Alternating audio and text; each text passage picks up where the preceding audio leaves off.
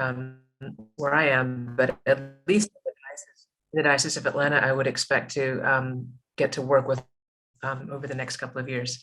So, it's a treat for me to meet you in this way, and I just want to start with I'm always humbled in the presence of deacons, so I want to just feel like it's a story of my life that I stand up or now sit in front of a camera to speak to people that I'd frankly much rather hear from. So I'm going to do my best, and I'm going to see if I can do the best I can to make this a conversation as well in a way that works well. So let's start with please do what makes you comfortable. It's Saturday and life is hard. So if the camera on is good, do that. If you need to take the camera off, that's fine. If you need to get a cup of tea or whatever, you can't offend me, but I'd love for you to feel comfortable. And I'm not gonna, I made a personal executive decision not to do too much with the screen. So really do what you need to do to make it a place where you can listen. Let me start with a prayer. This is John O'Donohue, who I'm sure you all spend as much time with as I do. And this is a prayer that he wrote for citizenship. In these times when anger is turned into anxiety and someone has stolen the horizons and mountains, our small emperors on parade never expect our indifference to disturb their nakedness. They keep their heads down and their eyes gleam with reflection from aluminum economic ground. The media wraps everything in a cellophane of sound, and the ghost surface of the virtual overlays the breathing earth. The industry of distraction makes us forget that we live in a universe. We have become converts to the religion of stress and its deity of progress. That we may have courage to turn aside from it all and come to kneel down before the poor to discover what we must do, how to turn anxiety back into anger, how to find our way home. That is John O'Donohue for citizenship. This was written before the last administration. This was written quite a while ago, but doesn't it name the world that we live in? And this was written before the pandemic, but beautifully names the world that we live in. And specifically, I think names the task of the church and the task of deacons.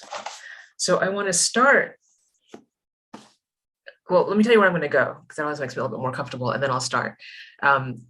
So I wrote a very, very small book. It's really small. It would be the smallest one in the world, except for, as an 8-year-old once told me, I think James and the Giant Peach might be more thin. Or, so it's a little book because I was as part of the church's teaching series on the church and social justice. And instead of trying to cover the great span of all of the remarkable work in the Episcopal Church on social justice, I tried to offer a couple of ways in to think about what it might mean to be engaged in social concerns. I could have done more. I wish I had done more. But there are a couple of little interludes in there, one on power, one on social location, and then there's a section on war and peace. And so I'd like to talk to you for a minute and then go into a little bit of those topics as a tool for yourself to have some a space to consider where you sit with those ideas right now. And I've chosen them because I'm guessing, like you, the war in Ukraine and the awareness of it in some ways push all my usual buttons of how I think about what war is and how I think about what race is and Europe is and all of that, and militarism. And in some ways, what I know I believe doesn't suit the moment. It has challenged me. I'm deeply challenged by it. And so it might just be me, but I'm gonna assume it's not. So that's why War and Peace. And the other two, because I think power and social location for all of us are always shifting a little bit. What power we have, how power enacts itself upon us, and who we are as the times around us shift. So that's the plan. I'm not going to talk for an hour and a half. Please don't worry. Never have, never will. There will be conversation. But I'd like to start somewhere slightly different that I'm suspecting is a little bit of this pandemic enacting itself on me people around me, and also my own time of life and this move to Atlanta. So part of what coming to Atlanta has meant for me is that our adult children, who are 24 and 26, are still in the city they grew up in. They're still in New York. They are grown, they're fine. They probably don't want to see us that often, except for when they need the usual things that 24 and 26-year-olds need from their parents. And I know you know exactly what those things are. And we just spent a year and a half together, seeing each other almost every day, with them, as my mother would say, grocery shopping out of our refrigerator and cupboards and doing their laundry in our house, because the world was frightening and terrifying and dangerous. And I am noting how hard it is to be far from them in this time, because we got so close.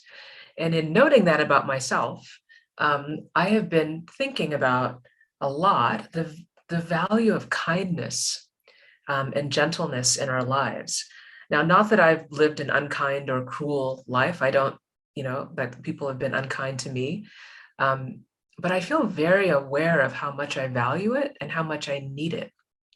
Now, the things I'm going to talk about after we talk about this are the things that I think the world tells deacons are the two hard things, the things you need your bishop's cover for, right? That backup, because you're stating the hard things, the hard truths of inequity in the world, right? Of power in the world, of what the gospel calls us to say to power in the world and to do to shift those dynamics.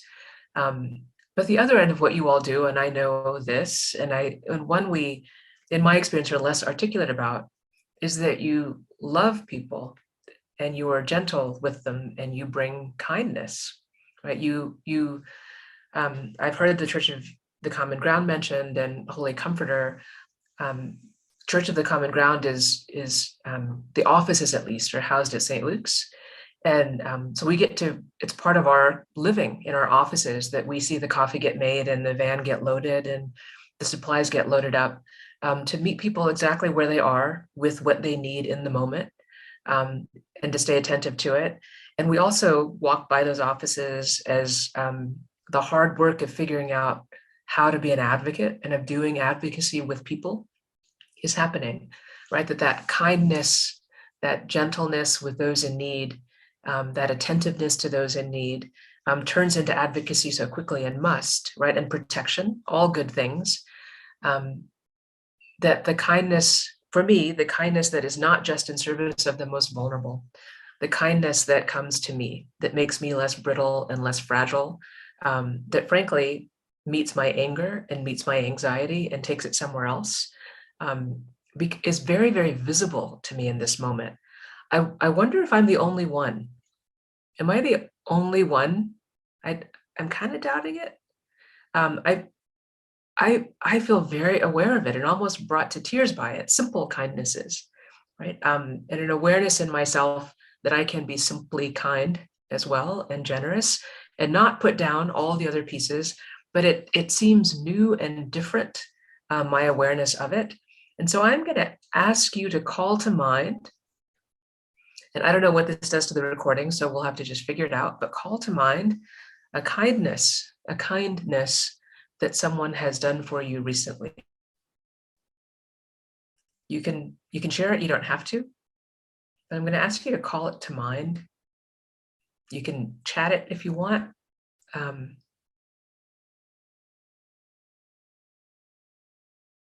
But I'd love for you to sit in that awareness for a moment.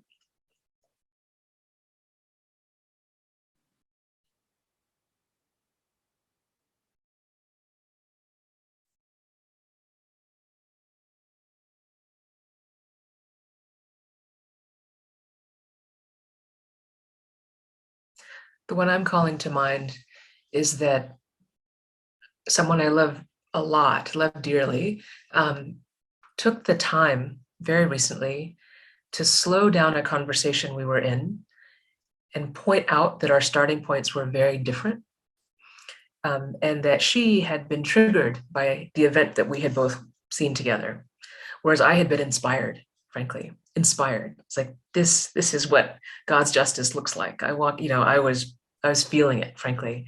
But the person that I had engaged it with was triggered by it. The exact same thing, right? That made me literally feel like my life has like, this is what I do, right? This is what I know how to do.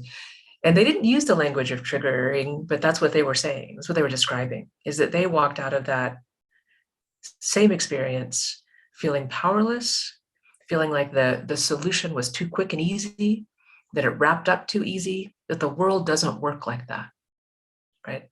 And so we talked right past each other in talking about our experience of the same thing.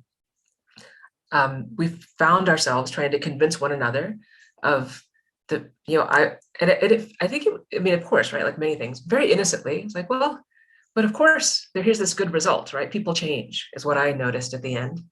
And my friend saying, I've lived that life, that's not how it ends. Right, I walked out with, and this was you can imagine, you can put any scenario you want in, right? But basically an art piece where yes, tough things happen, people change. And a person next to me saying, that's not the world I live in. And so the kindness was this person in their triggered space, right? In their hurt, deep hurt, lifetime of hurt space, looked at me and said, what did you mean when you said? And said it about every piece with the skill that I think I have as a priest, frankly. I wasn't talking to another priest. And it took me a while to realize, because I didn't say I'm triggered by this. I'm causing hurt. It took me a while to even register the words I'm saying, innocently said on my part, almost neglectfully said, right? Like they just seemed easy. Like, of course, things work out this way, has just caused deep hurt. And the kindness was that they kept talking to me until I could see it. So kind. It was a painful kindness, I have to say. I didn't like it at the time, but right now I find it so moving, so kind. Winnie, I guess I'll share one that I had. I had a relationship with someone that turned out to be very difficult.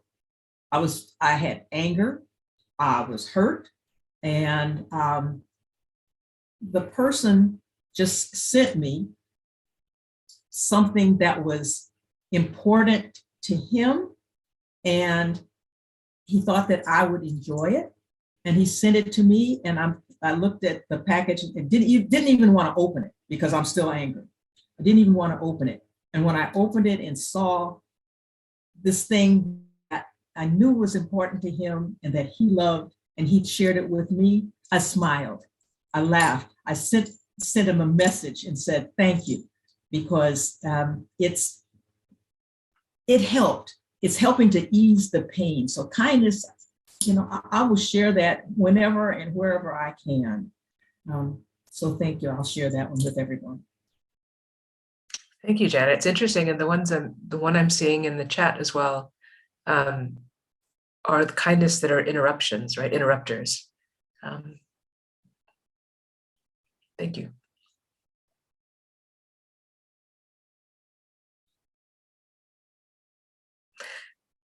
It's a little bit of a setup too, right? Because I'm going to talk about hard things, but that open-hearted space that we all step into when we remember is the space I'd love for you to be in and to be in conversation from as we have this conversation, because these are the conversations where, and I just thought, why not just go right there, right? Where that anxiety, our stress, our confusion turns into anger, right? Maybe anxiety is the wrong word, but that confusion sometimes is it, where different starting points. We're a room of 20 squares that have different starting points. My words will touch different things for different people. And I don't know where they're going, right? I'm offering them out and I don't know.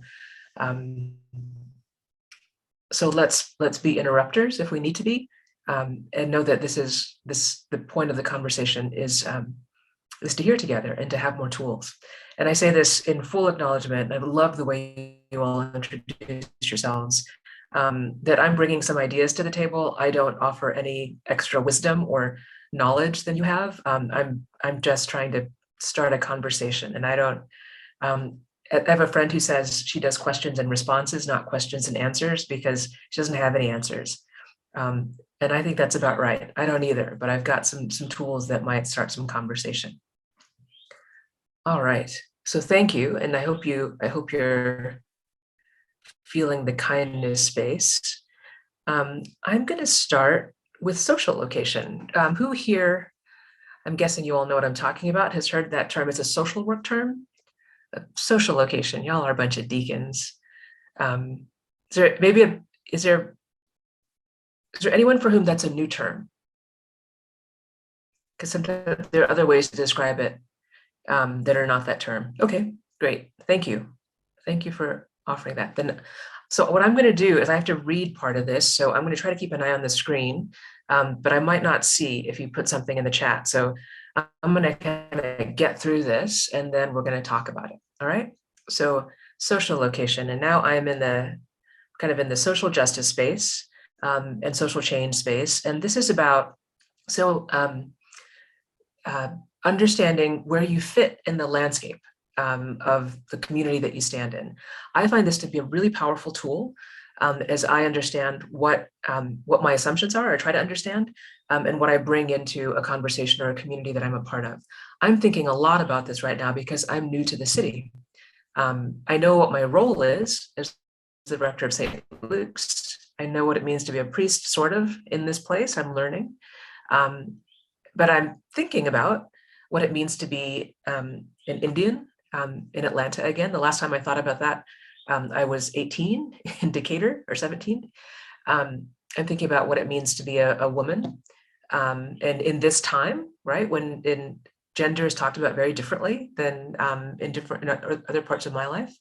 I'm in Atlanta and not in New York City. I'm not in Dallas, not in Los Angeles, I'm not in India. Where do I fit, right, into this world? Where do I assume I fit because of where I've been before? And what power and privilege and risk, right? All that. What are all those pieces?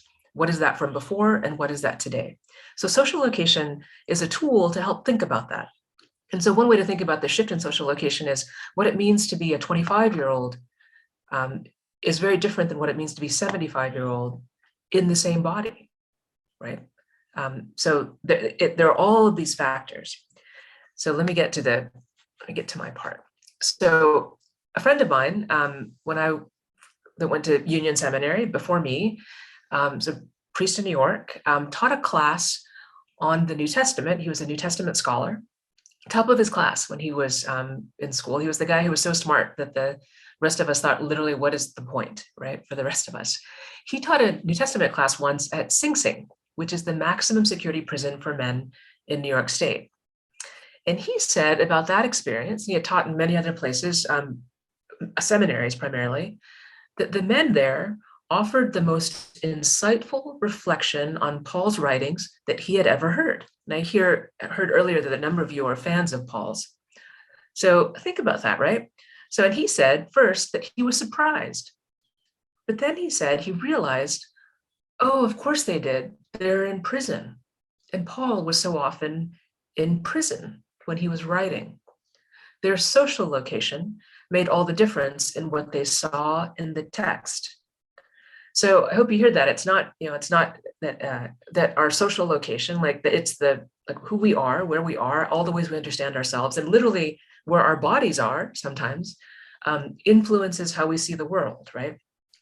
So social location is one way to think about it. Is it's the lens, without these glasses, I see differently, or a way of seeing, so a way of experiencing the world, one that notices all of the parts of the identity of the reader or the author or the person, of the deacon. So you can use the outside categories, the big ones like national origin or class or race, gender expression, or other factors, right? Like I just said, age, or the neighborhood I live in, or the kind of education I have. And that identity invites a certain kind of introspection, some reflection, and it invites an honesty. about the limits of what we can see and what informs what we see, how we understand things. And so my argument is, and this is kind of what social location assumes, that these factors influence how we understand the world around us. So our perspectives, our biases, and our gifts. So in biblical studies, if you're a textual scholar, social location is used as a tool for understanding the world in which the authors of the Bible lived. So including, and you've probably done this in critical studies, right? Including who the authors were, who wrote it down, right? Why, who their audiences were, who did they write for, and what the author was trying to accomplish with what they wrote. Like, why is the story of Ruth told in the way that it is? So this kind of analysis can be done by comparison with other texts from the same time period, through archaeological work from which we understand ancient societies, or And when we don't put ancient texts into their appropriate contexts, like, so if we don't read around it or look at the history or look at other studies of things done at about the same time, we actually, one, risk assuming that the biblical writers were directly addressing our current context. And for me, it's that we might miss something, right? If we assume our technology, our science, our identity, our citizenship, our social location is their social location, we can miss really important connections that the writers were trying to make with their audiences. There was a reason, again, take one of the stories, that Judith's story is told in the way it is. There's a particular way that audiences would have heard that might be different and might include even more than we can notice, which is quite obvious, right? That she's a powerful warrior and wise and brutal, right? And successful in the end. There might even be more in the detail of that story if we understand it, where it comes from, and so that's historical criticism of the text, but also where we come from, right? Why is Judith? One might say that Judith might be very inspiring for all of us.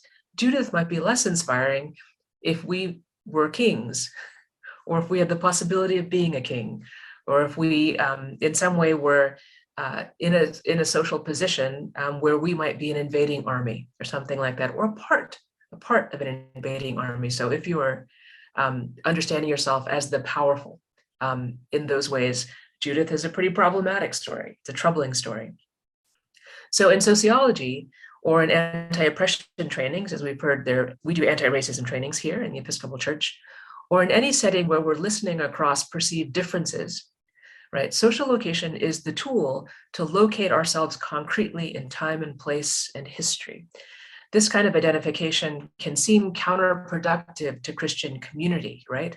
Instead of naming only our similarities as children of God, which is what we are all kind of wired to do, to find the things we have in common, to build community, to build connection, social location asks you to notice and name particularities. And those particularities actually could be perceived as divisive, or taking, or naming division, or naming difference, right? So why? I would say that social location is one way to honor the diversity present in any group. It's a way to speak it and know it. Maybe even particularly, but even in groups where we all look like we might have more in common than not, right? Even in those groups where everybody assumes the same background, the same education, the same experiences, it's actually important sometimes to say, actually, I didn't grow up with those expectations. This is what my family was like, especially in a church like ours, where I think overwhelmingly there's a sense that that you're supposed to be upper middle class, right? Or it's assumed of you, right? Like, so there's a class that we don't talk about class a lot in this country. But if that is, even if it is where you are, but you didn't grow up that way, right? Or if that's not the family that you come from, and if you're not, right? That hiding of self, or that assumption made of others, has an impact on, again, how we see the text, what we're willing to see, how we see our faith, what we're willing to see, how we think about what is just and good, right? So an example of that would be, in my current context, we have security guards, and our security guards are drawn from an agency that works overwhelmingly with people who have come out of jail. or been, served time for some reason. And many of those folks have been unhoused as well, or so come out of the Crossroads ministry. And I have been struck since I've come to St. Luke's in having so close together people that have come out of jail and have come out of homelessness. And actually, for those guys, not specifically, like they might be living in a friend's house or something like that. They haven't fully emerged, with people who are actually living actively on the street, and trying to find some other way, right? Really struggling. I've been struck by how much those two communities, those two groups of people stay very distinct from each other, and cannot actually name the closeness of their social location. And I've been struck by it, listening to it, trying to understand it, and I'm sure I don't. But I wonder if it is because it is just too close. That if these folks that are now wearing their uniforms and trying to make the numbers work, trying to make their low-wage job connect to somehow what it costs to be housed and fed and cared for, trying to not be back in prison, trying to remain the people that are respectable, frankly, and honored and trusted, trying to remain outside of addiction or manage it well, that so close, right? So very close to people in active struggle right next to them. So profoundly close and discomforted by it that when some of us have tried to assist folks coming out of our program, so something like Crossroads Ministry at church, it's our security guards who actually say some version of, that's not worth it. They're not ready. They can't receive that. They will cause harm with that. I know you as deacons have seen this many times. I am very struck by how the proximity of the social location seems to have defined this divide, or the need for the divide, in a way that that really kind of goes back to where I started from, right? That almost makes it impossible for there to be kindness or compassion across that divide, because it is taking so much to hold together this new reality and the possibility of a shift, a significant shift in social location. So social location, right? It's a way to honor the diversity in a group, but also can create in and of itself, an awareness of it can create, and a lack of awareness can create a lot of tension and stress, and it can create a tool to understand what's going on. So one of the things it challenges is the idea that any of us could be objective or solely rational in our thinking. So I'm analyzing other people's social location as I talk to you, and part of the assumption of social location is I don't really understand. I can't, even if I can name it. So it's not a tool to say you fit in this box. So I am Asian, so I fit in an Asian box. It's not for that. It's to understand the diversity of the positions held around us, that everyone is shaped by the social categories that we live within, whether we accept or resist that idea, either way. I think social location can be a powerful tool to confront shame.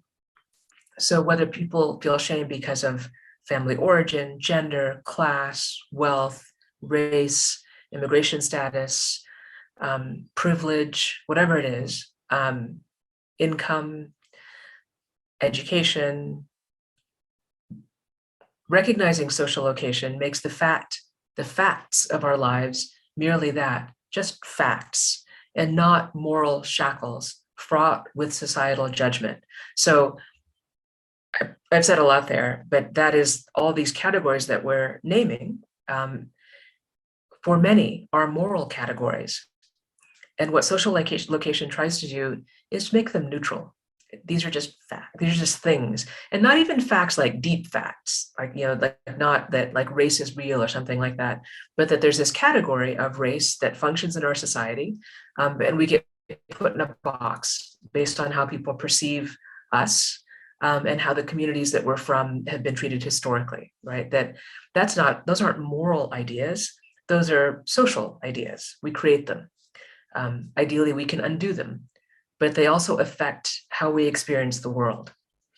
So the tool is social location, and it is to help us see what is not easily visible in any group interaction.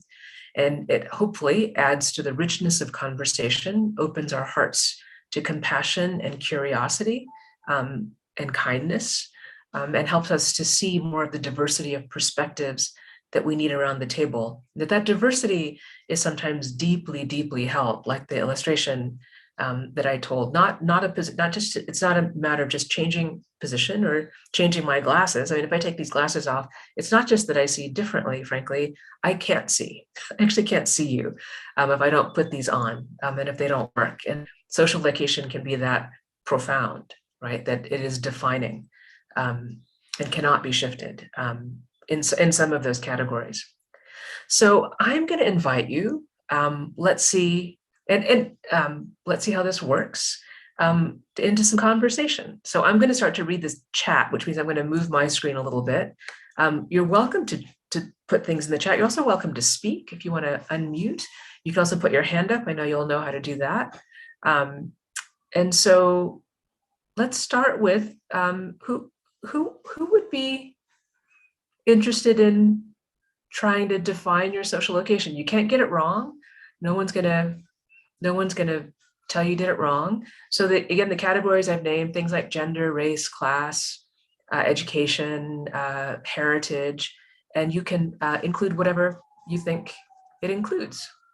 So let's start, and you can do it however you want to do it.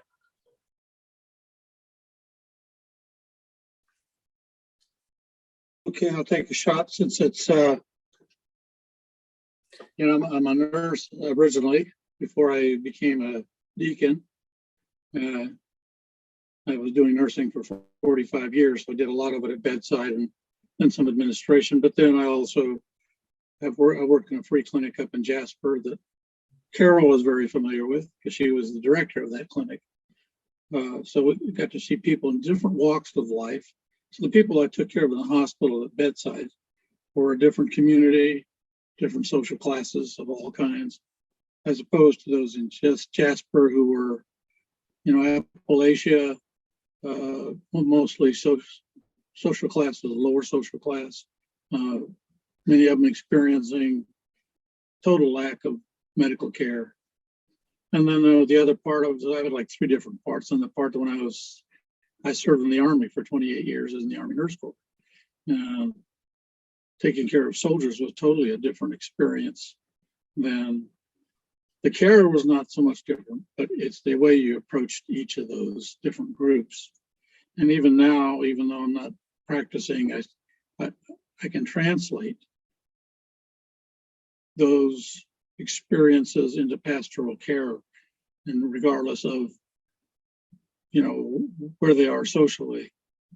We have people come in that, again, are homeless, people who are just hungry, whether I give them a bag of food or I take them out to lunch or assist them some way there, or if they need rental assistance that we can do sometimes. So I just think there's so many ways, and at least for me, I think my social location sort of transforms depending on who I am talking to and where I am talking to them at. Yeah. Juan, thank you. And yes, and how would you define your social location right now? Right now, I'm taking care of my wife, but she had hip surgery. But social location in terms of your own, your own identity pieces, if you would describe, yeah. Oh wow, we talked about the different saints and that, Saint Paul, and how he changed, and my world changed a lot. My dad was really quite uneducated. He's smart but uneducated because his father died when he was 8 years old, and so he had to help keep money going. So I learned a lot. I even went out and as a young man, I worked out in the grape field, grapevines, picking grapes during the summer to earn some money, and kind of got to know more about the plight of the immigrants at that point.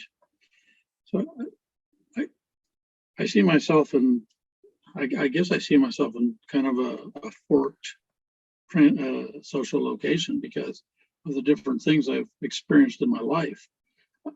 The church that I'm at, the Cathedral of St. Philip, is obviously a higher social class.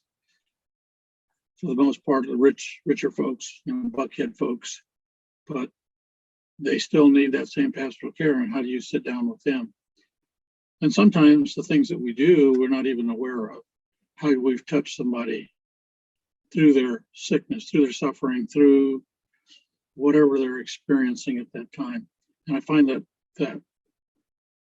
so my social location there is a little different than when I work with I'm in charge of the Spanish congregation there and Hispanic ministries. So that takes me back to my childhood and growing up in Phoenix, Arizona with Hispanic parents and Hispanic family. So how I approach those, because pastorally, I think they're,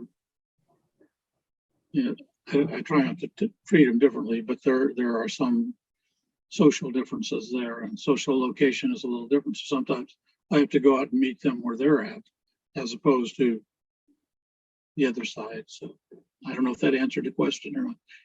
Oh, thank you. Thank you for sharing. I see Tommy Thompson's hand up. Thank you. This social location is a great topic.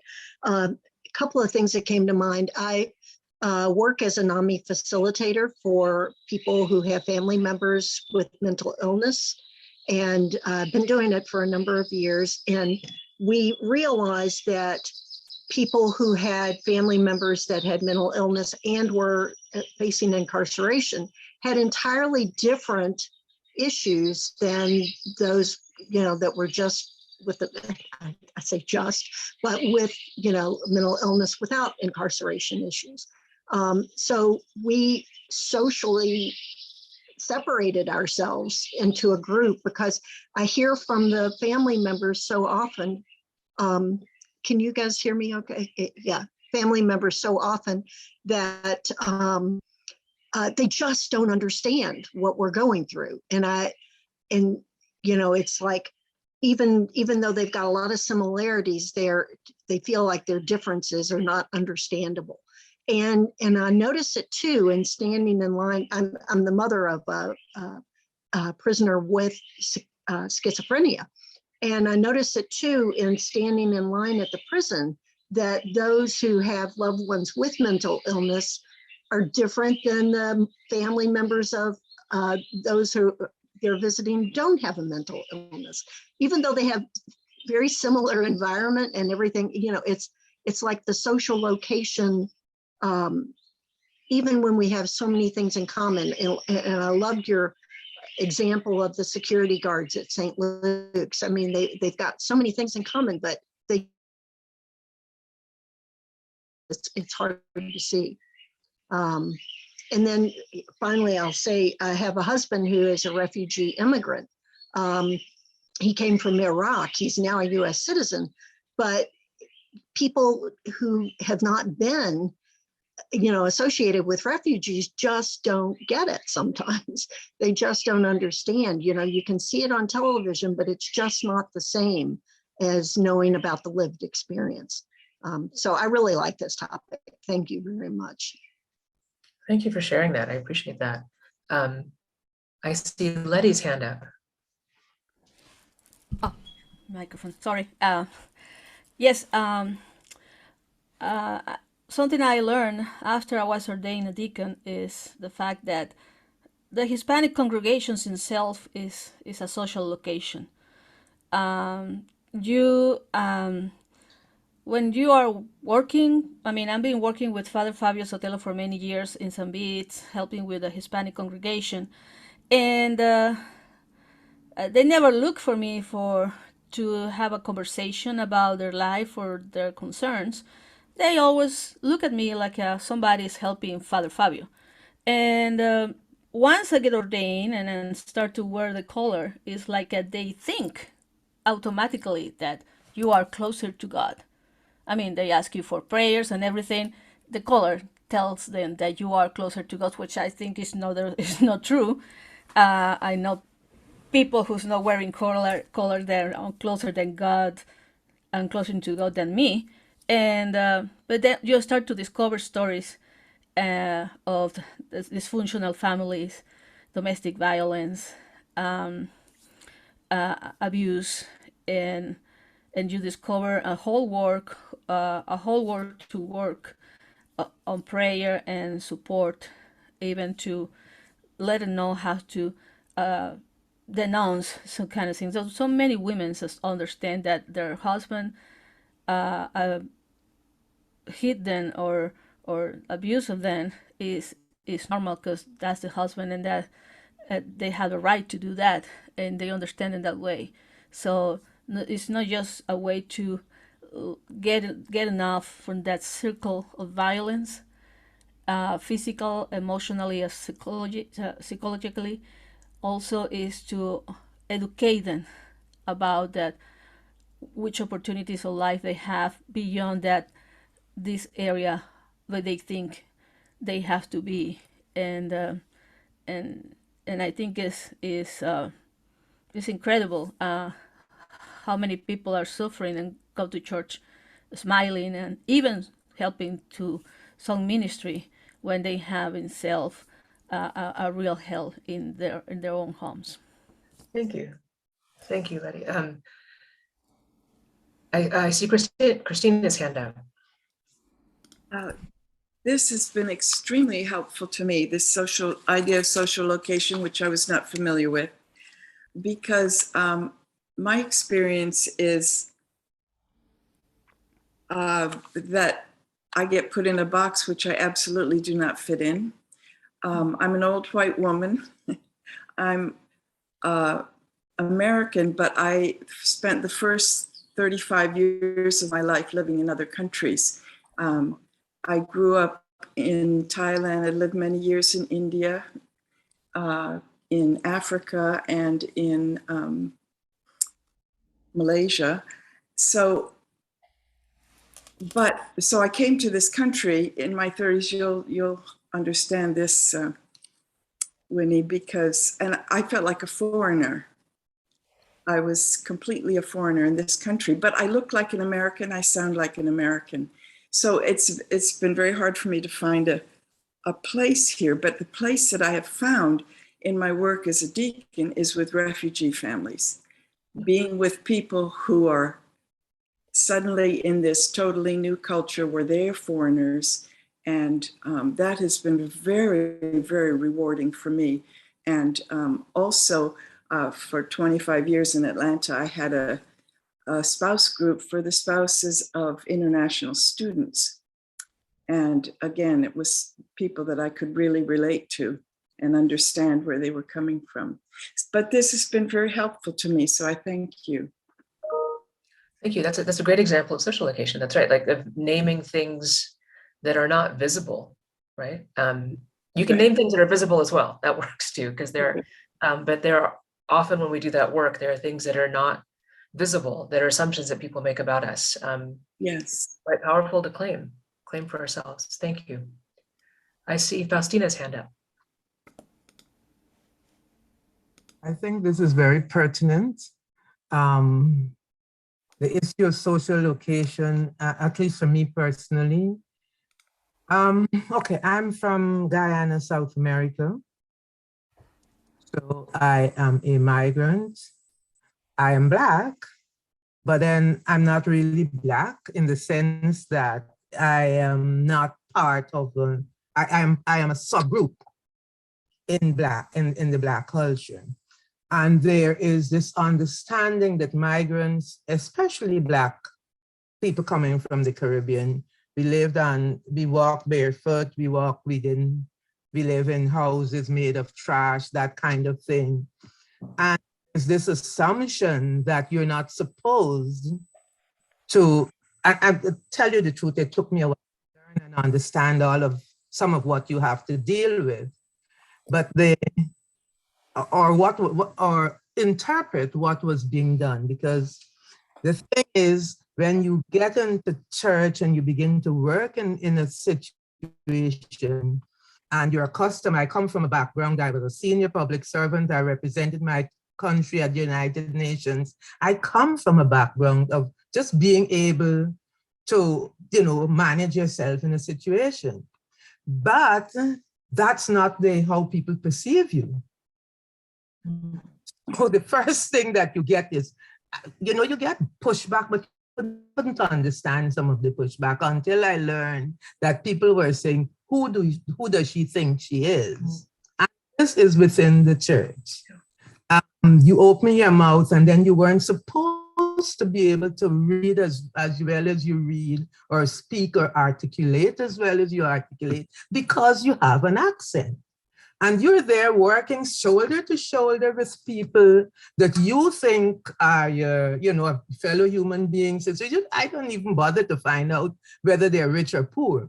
But it's obvious to me, I am not rich. I drive a car that is like 16 years old. And I operate on very, very minimum income. So I am not supposed, according to the view of some people I work with, I'm not supposed to be who I am. And I'm glad for this opportunity to articulate some of what I'm feeling and not speaking, because I'm dealing with this almost on a daily basis. I am grateful for the sisters of the Society of St. Anna the Prophet, who acknowledge you for who you are. You're a human being, you are a sister, and that's it. And for my sisters and the Daughters of the King. But it is a constant struggle. You step out and you should be someone holding the mop and broom and not being able to stand in a pulpit or stand on a stage and speak. It's a constant struggle. And it happens, and this is not only within the community, it happens among whether you're working with activists, working in the church, it is the same thing. So I'm grateful for this opportunity to be able to, at least articulate what I'm feeling and what I'm dealing with. Thank you for naming that. Thank you. For all of us, right? There are things I think everyone, I'm getting every square could say that would surprise the rest, no matter how many times you've all been together. That is part of your history, impacts how you understand the world, might even be driving for you in why you do what you do. But isn't the irony of life, right, is that for so many of us, those things are the things we never name. We never say them out loud, right? They are sites of either pain or shame, or we've been told should be hidden. And they are what drive us. I think particularly for ordained people, because I think frankly, we are told to tell our stories in a way that is palatable. We're kind of trained to do it, right? But there's usually something under that is not so palatable, that is the thing that has driven us to be in the spaces that we seek to be in. That's kind of how it works, right? Christ meets us in our brokenness and then we're betrayed, not in our wholeness usually, because we don't know that we need Christ there. That's not how it goes, right? Our salvation is from places where, and the point of the idea of shame is not that any of us, shame is not because you've done something. Usually it can be, like you might have done something horrible in your life. Often it's something was done to us. Something is being done to us. And our response is shame, right? And it's where or your response is supposed to be shame. Maybe you've got more power in you than that, or silence, or both. And then from that place, we then, many of us that are on the more activist side of things, if you asked us why is this? Why do you see justice in the Gospels? Why do you see the raising up of the least in the Gospels? And I feel very comfortable saying this. It might seem like an obvious answer to you, because I know you're deacons, right? And yet the majority of Christians in the world do not engage their faith in this way, right? It's the truth. I can even pull it back. The majority of American Christians do not find a compulsion to social justice and care for the most marginalized in their Christian faith. It's a painful truth, but it's a truth. So you're seeing something else. Now, because we are all probably fairly like-minded about this, even though we might be not like-minded about what you do about it, we're probably fairly like-minded in believing that the gospel calls us to serve those most ostracized by society. I think I'm guessing there's consensus on that. And if not, please do raise your hand and let me know. But I'm guessing on this Zoom, there's consensus. That's actually a very unusual way to understand your Christianity in the country that we live in, the state that we live in. It is a minority position. It's the only way I know how to see it. I don't understand how people see something else, frankly. And yet it is an unusual way to see things.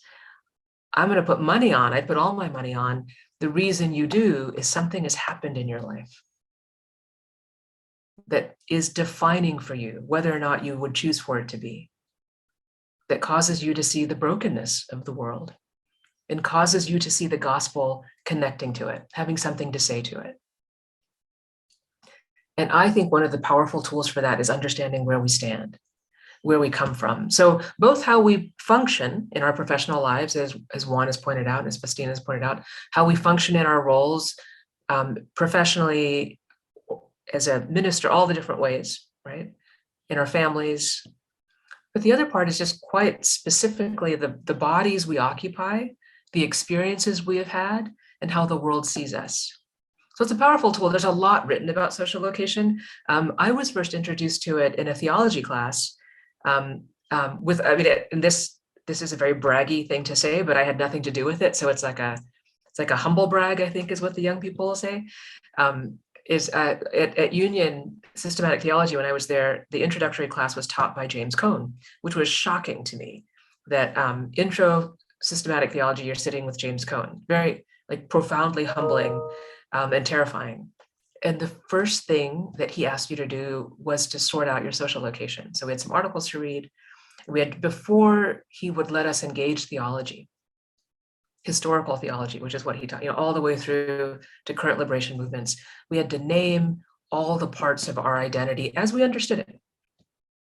And what the exercise forced you to do was to note what you were bringing to what you were reading, and that you were always bringing something to what you were reading, right? And what it has forced me to do in the course of my life, and gives me the privilege of doing, is that I bring myself to every space that I come into, and all the baggage of it, right? And all the delight of it, and all the confusion of it, and the assumptions. So we started with social location. I think it's really important. I hope you enjoy that as something to think about. I think it's a really powerful tool. It's a tool for compassion, but also for strategic activism and for keeping yourself cared for and resourced while you do the work that you do in the church. And deacons have a very particular social location in different dioceses, different parishes. And I know, I'm guessing you've had some conversation about that, but it's another thing to think about. That dynamic is different from place to place. And I think it's actually really important to know where that is in the place that you are, so that you know what leverage you have, what power you have and don't, right? And need to organize for, which takes me to my next topic, which is power. So I know everyone here has heard about power before, so I want to ask you to raise your hand. And I'm assuming that power is a part of how you all talk about anti-racism training, right, in Georgia? Yeah, so you've heard this before. So I'm gonna, actually, before I do that, I have one question. You can put this in the chat. So can you talking about social location, right? And thinking about it, pause for a minute if we have to, if you haven't done it yet, and either think about or write down how you would name yourself, just for yourself. This doesn't have to go out in the world. And so some of you have done it, you've spoken it. If you had to describe your social location, right? Just so you've done it, because I want you to think it, write it, do it. You need to just bring it to mind. And then here's the question for the chat. What does that feel like?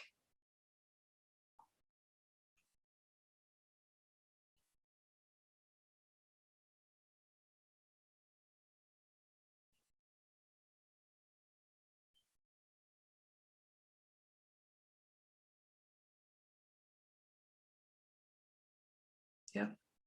So I see unbelievably privileged. Thank you. I feel weirdly, as much as I've done this exercise, I feel very vulnerable every time I say all those things out loud. And I still don't know exactly why.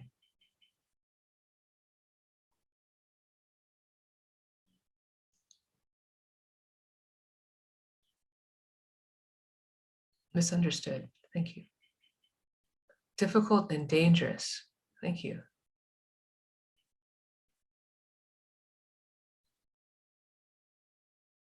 Blessed and scared sometimes. Thank you.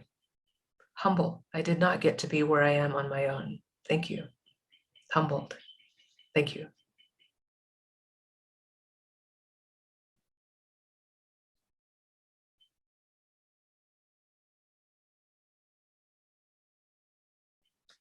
Thank you. Thank you all. Thank you for reflecting on that. That's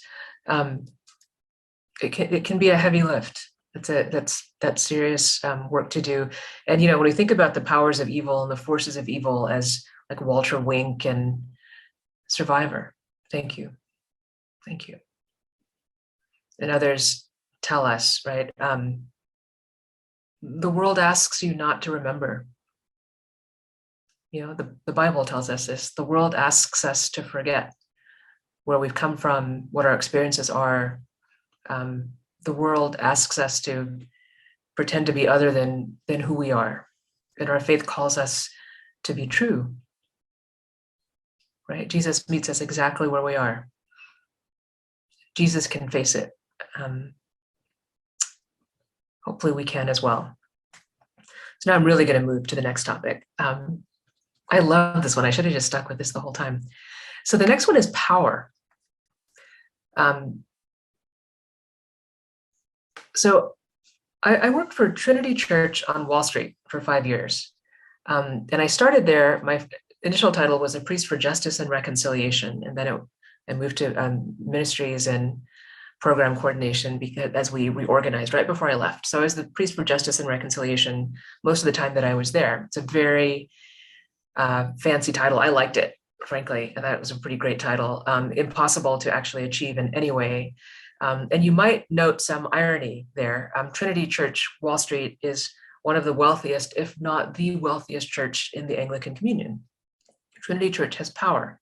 And the people that work at Trinity Church have power specifically over how money is spent and what voices are invited to the table, right? Who we hear and who we invite to participate in the distribution of just enormous resources. So I come to the idea of power as someone formed by statements like, power does not concede power easily. That's Frederick Douglass. And I spent most of my life in the church that is described as on the margins, working for the full dignity and human rights of those distanced from power. And that is what drew me to try to make a life in the church. It's what I find most compelling about my faith, about faith in general, and about the Gospels. And frankly, that's where I always thought I would stand. But I no longer stand there completely. For many of us, our access to power and privilege and our subjugation to power shifts in our lives. The question is, what is the work of God in this time and how do we participate in it? And maybe a better and more specific way is, what is the work of God that you notice, that you see? Because God is at work, of course, doing so much. And how do we participate in this time? So Frederick Douglass, who I referenced, speaks as a Black man in a United States that insists upon his humiliation and degradation, and yet he resists in a struggle to claim his rightful power, and clearly a very successful struggle in his writing that still lives on today and inspires so many of us. And in his own time, a defiant power. So the Episcopal Church is an institution that has amassed enormous resources to support the thriving, and I'll say the scandalous thing, of a small number of people. As an institution, we potentially have enormous power in our local communities, in our local and national government, and absolutely in the Anglican Communion. But we have often chosen to exercise that power, and I include me in the we, to exercise that power by supporting the status quo. Power can be exercised in multiple arenas, personally and institutionally. There's the power of a government and its military and its police and its courts to work either for or against justice. There's also a more intangible power, the power to control cultural assumptions regarding who is good and who is bad, who is smart and who is diminished, who is presumed to be innocent and who is presumed to be guilty. You see power in the structures that decide who can be murdered with impunity and whose life is treated as precious. Power can be shared, as when different groups sit at the same table. But in the work of justice, power cannot be ignored. Although you and I may sit at a table and talk about things we hold in common and explore what makes us different, when we walk away from the table and back into the wider society, some of us are more safe, have greater life chances and opportunities, and exercise more full citizenship, while others of us are perpetually labeled criminal or suspicious or problematic or undeserving or outsider. I know you all know exactly what I mean. Power can be really difficult to talk about because most of us feel powerless over many things, right? Regardless of who we are, death, illness, injustice. Powerlessness is a fundamental assumption of the spiritual life, right? A letting go of power or acknowledging our powerlessness. And one that most of us work really hard to accept. It's what we pray for, right? We meditate about this. So in this context, acknowledging power does not assume that one feels powerful or that one is powerful over all things. Power in a social analysis is acknowledging how one is perceived in society and the power or privilege that comes with perceived identity. These are assumptions, but they're real. So this does not assume to look into the heart of a person to take in their intentions. And this is where we get often stuck in anti-racism work, right? That I don't intend to be causing harm or acting out of bias. Power is a societal force, like gravity is a physical force, and it privileges some, whether they want it or not, and disadvantages others, whether they choose it or not. Again, race, class, gender identity, age, education, sexual orientation, physical ability are some of the categories within which a social power differential functions, right? So as individuals, we can align ourselves with powerful institutions in how we pursue our education, where we work, where we worship, right? We can do that. And then some of that power accrues to us, sometimes, not always. And with those kinds of choices come additional privilege and responsibility. And the Episcopal Church is one of those institutions. It's a powerful institution, and we are aligned with it, all of us. Some power and privilege accrues to that, even though within it, right, often many of us, and often I hear from deacons, right, and I believe it, that power does not sit with deacons, right? You notice it swirling around, but it's not necessarily sitting on the shoulders of deacons. And sometimes that power has to do with where we worship, right? Which community we're a part of, where we work. All of those pieces move and shift. And then of course is also held in our bodies by people that make assumptions about who we are in the bodies that we walk around in. So power, like everything else, moves around, functions around us. It's a theological idea. It's a social studies idea. I believe it's a real one. You see Jesus playing with it, tempted by it, right?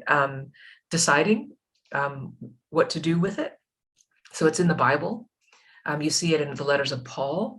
He literally calls them the principalities and powers, the forces that move in the world and that Christ seeks to expose and redeem or shatter.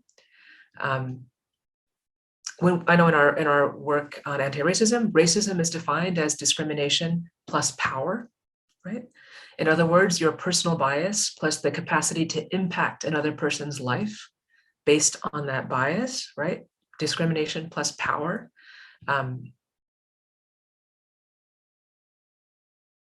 So my question for you, I'm just asking you hard things. Then you can again decide. So some of you are talkers, so you can put your hand up. If you're a chatter, feel free to chat. If you just want to think about it, that's fine. How would you name that? In what categories do you have power? And how does that feel? That's the first question. So I'll name that for myself. I'm a priest. That gives me some authority in the Episcopal Church, some power. I'm the rector of St. Luke's Church. I'm still trying that on, just figure out what that means here in Atlanta and in the diocese, and I'm learning. I have the power of my words. At St. Luke's, I have a pulpit that people will be cautious to respond to, frankly. I enjoy that power. I hope to exercise it responsibly. And I have the power of being a middle-aged Indian immigrant woman that's middle class. And I have the power of living in the United States of America. So Winnie is one again. So I'm just going to give a couple of examples. So when I was in the Army, when I was a company grade officer, people would sort of respect you, but you did have a power. But when I became a field grade officer, the most visible piece of that is when you're wearing your saucer hat and you've got all the scrambled eggs on the front of it. They treat you totally different. It's a new perceived power, I guess, by others. I always felt that it was, for me, gave me the power to help others, even in the Army, because we had certainly enlisted folks who were away from away from home for the first time. Like we've talked about the 18 and 19-year-olds. Somebody else was talking about them today. But the same thing is true of the church. So, lay ministry is the largest ministry, and there's a lot of them that do have a lot of power. We've had some powerful lay people. But putting on a collar gives you, again, at least perceived power, and how you use it is kind of up to you. I preach almost every Sunday in Spanish, so I get to talk about a lot of diaconal things, but I don't preach just diaconal because they'd probably really get tired of it if I did it every Sunday. So some of the things we talk about, and we talk about, racism, we talk about some of the problems that face these people. And so power, yes, I think we all have power, and it's just a matter of how do we take it out to the world and use it to the benefit of those who are in need of help, of assistance, whether they're homeless or hungry or new refugees. I do work with New Sanctuary Movement of Atlanta with immigrants and refugees and asylum seekers. I'm with several other organizations that do that, but also with some that are high-end schools. I'm on a board of some schools. So I think our power it can be good, it can be bad. It just depends on how we take it out to the world and how we use it to benefit others. Thank you, Juan. Anyone else specific? Is there anyone who hasn't spoken that would like to speak? Julie? I think I've spoken, but I'll go ahead and finish. But when I was a small business owner in Locust Grove, and my business was on Main Street, I had a retail furniture mattress store because that was family business connections. But anyway, when I opened the business, I was just immediately surprised at the way that I was treated differently. I didn't see that coming in a positive way, but that I was any different than I had been a week ago was different. So anyway, as I continued to run the business, there was definitely a perceived power that I had. And so that was a really interesting thing. But now that's a previous chapter. Right now I'm in a chapter of taking financial power of attorney and power of attorney in my dad's situation as he is aging, and recognizing that I do have that power. I'm the oldest. I have a younger brother and sister, and it feels awkward right now that there's this huge responsibility. There's this accountability, and it's just something that I'm still adjusting to, being in this power situation with a parent. It's weird. Oh, thank you. Thank you for sharing that. Those are both wonderful examples. Thank you.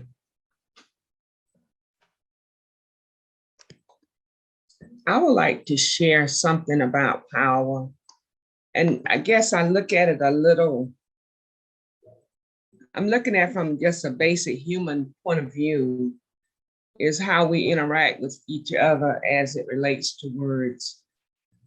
I find myself quite often telling people that, as opposed to telling me about my glass is half empty, tell me it's half full so I can feel hope. In teaching children from an inner city that I guess most of them ate free and reduced lunch, probably most free.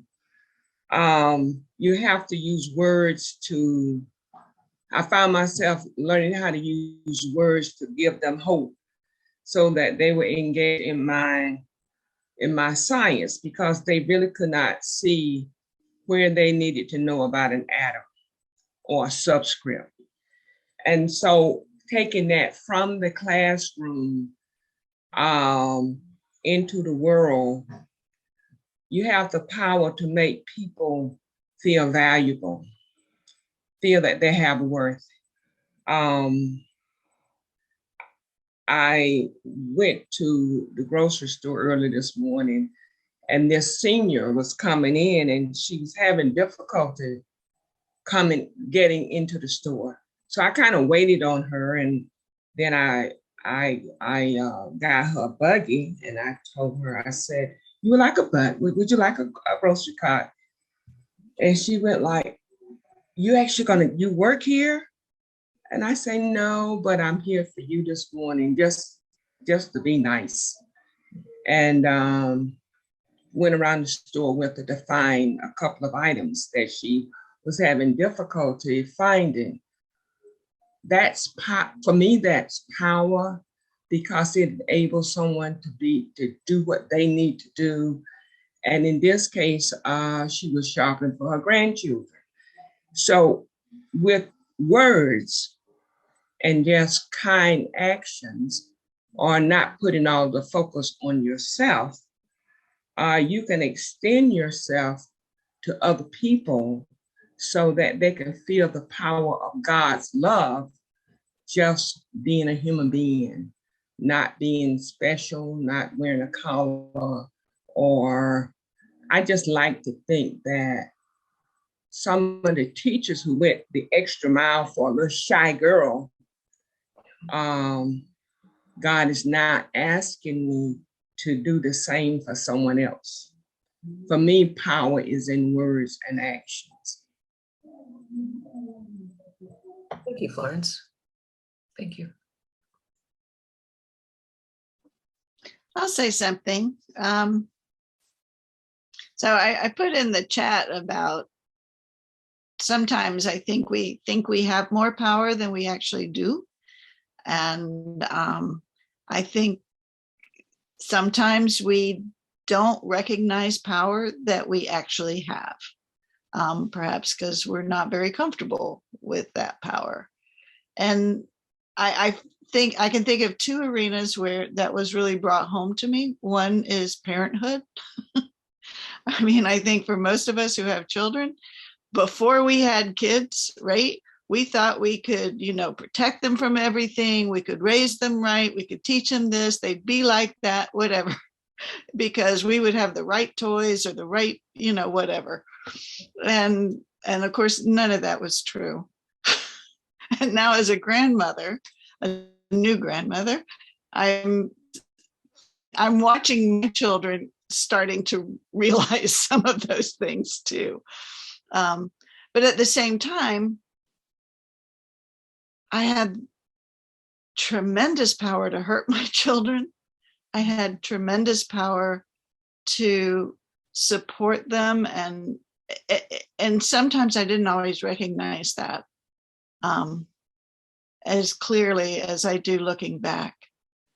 And then the other place, of course, and David Das, I'm sure can relate, was Church of the Common Ground, where the power differential was that was a conscious constant in our interactions on how to form relation and reach across that. I mean,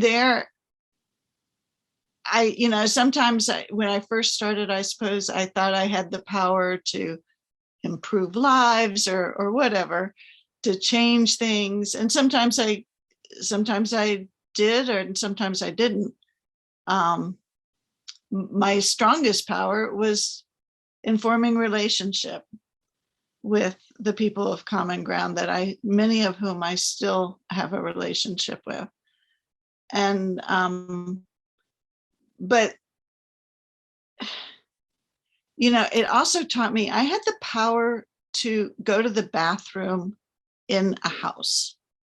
I had the power to get in a car and drive away. I had the power, after being rained on, to go home and take a hot shower and change into, clean, dry clothes. There were levels of power that I had never thought about before. And just having that level of personal agency. I had the power to sleep in a bed that wasn't assigned to me. So I just wanted to share those two arenas where I really discovered that sometimes I had a lot more power than I thought, and other times I had a lot less power than I thought. Yeah. Thank you. Thank you. Janet. I'm thinking about this whole thing of power, and I guess I put it into two different categories. I have the power of the kingdoms of the world and power in the kingdoms of God. As a African-American senior woman in the kingdoms of the world, I don't have a whole lot of power. Now I have some authority. I have that. But in the kingdoms of God, I have a lot of power. And I have that power because I know that God is with me. I mean, I think Catherine put something in about the power of listening. That's a gift. The power of having the ability to make relationships and deal in relationships with people. That's not a power of the kingdom of the world. That's a power of the kingdom of God. And I guess one of the little powers that I see and use is the power to make people smile. That's just, it fills me personally to have that kind of power. No, it's not a power of the kingdom of the world, but it is a power of the kingdom of God. And I thank God all the time for having that power. Thank you. Thank you. Is there anyone else? I have this sense of power in that we have power within ourselves, and we have power in the society, or we can, and it's relative depending on where you find yourself and who you are. But I grew up in a post-emancipation village in which my poor parents pooled their monies when they came out of slavery and bought a plantation and built a community. But because of the nature of the time and the community supported itself, became very self-sufficient, but power there, even though there were people who determined what happened, everything you had there depended on the survival of everybody else. So I come with that sense when I began as a teacher, as a head teacher, that you were placed in a position of power, however little it is, to make it better for somebody else. To open doors for somebody, the children, whether it's the parents. Then I became a public servant and I began a consultant. It was that sort of sense of power which is scary on one hand because people expect, the more you begin to do, the more people expect of you. That's one. And on the other hand, you can get so carried away with doing and making things happen for others, you forget you. And you even forget how to receive. And I remember distinctly one of somebody who came and said, I want to do, and said, no. She said, well, you are always giving to learn to receive, because not learning to receive is also a form of power, of saying I am, somewhere else. And that was, a very first strong rebuke, which I carry with me, that you have the, power, you have to keep that balance wherever you find yourself, whether it's with little power or more power. You have to keep that balance between you and the people with whom you serve or work. Wherever you find yourself working, is being able to reciprocate, being able to listen to somebody's counsel. An old woman who walking around dragging slippers, who stops you and said, young lady, this is not what you're supposed to do, and this is how and you have to accept that. So, thank you. My sense of power. Thank you. Nora. Yes, like Janet said, in the kingdom of the world, when you're a senior citizen, you lose some power. At the same time, you gain some. Like when I walk into the assisted living house, I walk in and you know that there is a lot of, all the people that are there are senior citizens. And I think the little power that I have is they enjoy that I am their age and we can talk about things from way back, and they enjoy those kinds of conversations. And that I think is that the little power that I have as a senior citizen. And I enjoy doing that. Thank you. So same follow-up, if you want, in the chat. What does it feel like to talk about power? Let's talk about your power. So you can put something in the chat if you'd like. You don't have to, but